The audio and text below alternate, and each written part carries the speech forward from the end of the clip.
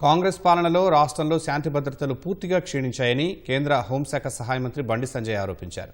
శాంతి భద్రతల విషయంలో యూపీని స్ఫూర్తిగా తీసుకోవాలని సీఎం రేవంత్ రెడ్డికి కరీంనగర్లో సూచించారు. ఒక వర్గం ఓట్ల కోసం కాంగ్రెస్ నేతలు పాటుపడుతున్నారన్న బండి ఎన్నికల హామీలపై మాట తప్పారని విమర్శించారు.